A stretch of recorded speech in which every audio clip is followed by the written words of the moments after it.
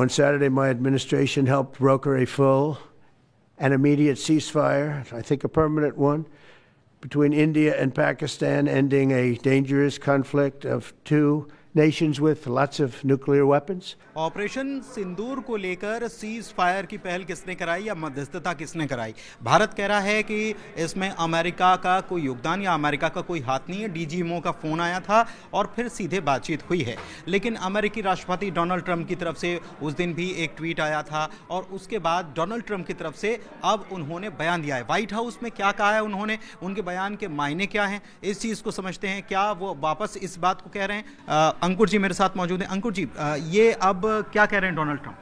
देखिए, Donald Trump ने साफ तौर पे एक जो बयान दिया है वो ये दिया है कि आप दोनों इस चीज़ को बंद कर दीजिए, और आपने बंद करी तो आपके साथ ट्रेड होगा, और अगर आपने ये लड़ाई बंद नहीं की तो आपके साथ ट्रेड मुश्किल होगा।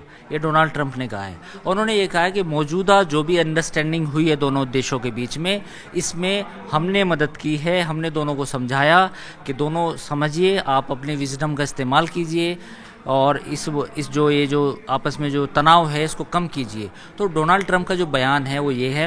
अब हम इसका एनालिसिस करते हैं। एनालिसिस ये है कि डोनाल्ड ट्रंप ने उस दिन भी जब ये understanding, I am not using the word cease fire, understanding की बात हुई थी, तो उस वक्त भी डोनाल्ड ट्रंप का पोस्ट आया था जिसमें उन्होंने कहा था कि दोनों देशों के बीच में अब बातचीत हो गई है और आगे ये दोनों सहमत हो गए हैं।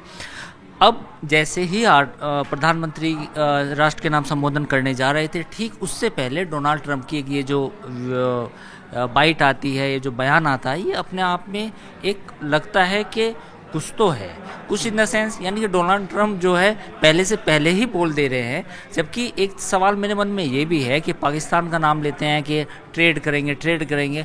पाकिस्तान के साथ ट्रेड क्या करेंगे? पाकिस्तान तो कुछ एक्सपोर्ट करता नहीं अमेरिका को, तो ऐसा क्या है जो आप पाकिस्तान के साथ डिस्कस करना चाहते हैं? तो मुझे लगता है ये थोड़ा सा इंडिया पे थोड़ा सा प्रेशर बनाने की टैक्टिक्स हो सकती है किसी और मुद्दे को लेके। लेकिन बहरहाल फ़िलहाल तो खबर यही है कि डोनाल्ड ट्रंप का ये जो पहले पोस्ट आया था कल और आज ये बयान आया है, और इस बयान के बाद अब समझना होगा कि डोनाल्ड ट्रंप की जो 2 दिन में जो डिप्लोमेसी आई है, सामने आई है दुनिया के, इसका मतलब कहीं है। मुझे तो लगता है कि ये निशाना कहीं और है और तीर कहीं और मारा है, निशाना कहीं और था। तो इंडिया के साथ कोई और बड़ी डील करना चाहते हैं या दबाव में लाना चाहते हैं, वो इस तरह के बयान दे रहे हैं। जबकि उन्हें भी मालूम है कि उनका सबसे बड़ा ट्रेड पार्टनर अगर कोई हो सकता है साउथ एशिया में, वो चीन के साथ साथ या चीन के बराबर इंडिया हो सकता है। पाकिस्तान के साथ तो उनका ट्रेड ही बहुत कम है। अगर बायलैटरल ट्रेड की बात करें तो उसका जो क्वांटम है और इंडिया के मुकाबले जो क्वांटम है वो तो कुछ भी नहीं है। तो इंडिया और पाकिस्तान को इक्वेट करना, बराबर तोलना, ये कहीं ना कहीं समझ में नहीं आ रहा है। लोगों के मन में सवाल है कि डोनाल्ड ट्रंप कोई गेम खेल रहे हैं। तो मेरे हिसाब से ऐसा लगता है कि वो कहीं ना कहीं दबाव में लाना चाहते हैं इंडिया को किसी और मुद्दे पे, तो इस तरह का वो अपना गेम प्लान चला रहे हैं। लेकिन एक चीज़ और है, गेम प्लान चला रहे हैं, लेकिन आप देखिए जिस दिन सीज फायर या अंडरस्टैंडिंग जो अभी है दोनों मुल्कों के बीच, ये बात सामने आई, उसके कुछ ही देर पहले डोनाल्ड ट्रंप ने पहले यही ट्वीट कर दी। आज भी हमने देखा कि प्रधानमंत्री का संबोधन उसके पहले ही डोनाल्ड ट्रंप अगर ये कह देते हैं तो उनको तो मालूम है कि 8 बजे वो भी कान लगा के सुनेंगे।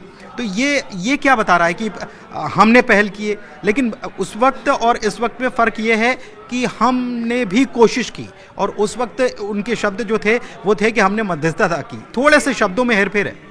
देखिए, मैं अपने दर्शकों को भी समझाना चाहूँगा कि देखिए, जो दुनिया की बड़ी बड़ी ताकतें होते हैं, नेता होते हैं, उनके अलग अलग अपने हित होते हैं। उनका हित ये होता है कि वो सीधी बात नहीं करेंगे, क्योंकि हमारी जनता के मन में थोड़े से सवाल ये होंगे कि यार अभी संघर्ष विराम क्यों कर दिया, सीज फायर क्यों कर दिया, क्या हम अमेरिका के दबाव में आ गए? ऐसा कुछ नहीं है।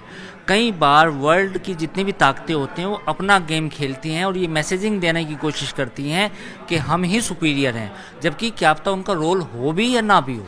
तो इंडिया के केस में, इंडिया और पाकिस्तान के केस में ऐसा ही लग रहा है कि अमेरिका का इतना बड़ा रोल नहीं है। अमेरिका क्रेडिट लेना चाहता है और साथ ही भारत पर कुछ और डील के लिए दबाव बनाना चाहते हैं। एक चीज़ मैं आपसे और समझना चाहूँगा कि डोनाल्ड ट्रंप ने इस बार जो बयान दिया है, उन्होंने फिर से इस बात की तरफ इंगित किया है कि दोनों ही परमाणु शक्ति हैं। आप देखिए, जेडी वेंस ने भी जब बयान दिया था तो उन्होंने कहा था कि दोनों को तनाव कम करना चाहिए, लेकिन अमेरिका की तरफ से बार बार ये बताना कि दोनों ही परमाणु शक्ति हैं, ये क्या चाह रहे हैं? परमाणु शक्ति अमेरिका को ही नहीं मालूम है, भारत को भी मालूम है और पाकिस्तान को भी मालूम है कि उनके पास क्या ताकत है। मैं इसी गेम बहुत अच्छा सवाल पूछा आपने और ये हमारे दर्शक भी समझे। जो पुनीत का सवाल है कि क्या भारत और पाकिस्तान इक्वल हैं, कहीं से भी इक्वल नहीं है। इकोनॉमिकली देखो, इंडिया दुनिया की 5वीं है और तीसरी अर्थव्यवस्था बनने जा रही है पूरी दुनिया में, 3rd लार्जेस्ट इकोनॉमी। पाकिस्तान क्या है?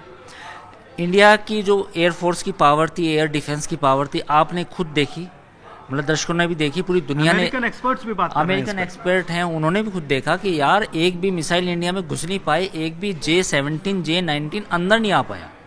नंबर 2, अब हम बात कर लेते हैं एटम ताकत की, एटमी ताकत की। पुनीत एक चीज़ बताइए कि जब हम एटम न्यूक्लियर वेपन बनाते हैं तो जब उसका स्टोरेज होगा, जब उसे हम रखेंगे तो वो भी बिल्कुल एक ऐसी जगह रखेंगे, बिल्कुल वो लीक प्रूफ हो, उससे कोई रेडिएशन ना निकले, कोई दुर्घटना ना हो, और उसके लिए टेक्नोलॉजी इतनी हाई लेवल की होनी चाहिए है। तो क्या पाकिस्तान के पास वो होगी? मैं ये सवाल आप दर्शकों से पूछना चाहूँगा, छोड़ता हूँ आपके लिए, कि क्या पाकिस्तान के जो न्यूक्लियर वेपन है उसकी रक्षा पाकिस्तान ही कर रहा है या कोई और देश कर रहा है? देखिए, ये बहुत बड़ी बात और ये बहुत बड़ा इशारा जो है वो भी आप समझ रहे होंगे कि कोई और देश कर रहा है क्या, और उसको इसकी चिंता सता रही है क्या। ऐसा तो नहीं है कि बटन कहीं और ही रखा हुआ हो, दो चाबियां हों कि एक चाबी, और वो दो चाबियां भी ऐसी कि एक चाबी इधर लगेगी तो दूसरी चाबी। मैं वही कह रहा हूँ, आप ये भी सोचिए कि क्या पाकिस्तान के जो परमाणु हथियार हैं उनकी 2 चाबी तो नहीं है, एक चाबी अमेरिका के पास हो और एक चाबी पाकिस्तान के पास हो। तो अभी जो ये स्ट्राइक हुई, और ऐसा कहा जा रहा है मीडिया रिपोर्ट्स में, कुछ इमेज हैं सैटेलाइट की, उसमें ये कहा गया कि जो पाकिस्तान की न्यूक्लियर फैसिलिटी थी जहाँ थी उस पर भी अटैक हुआ है, बाहर, मतलब कहीं ना कहीं उस पर अटैक हुआ।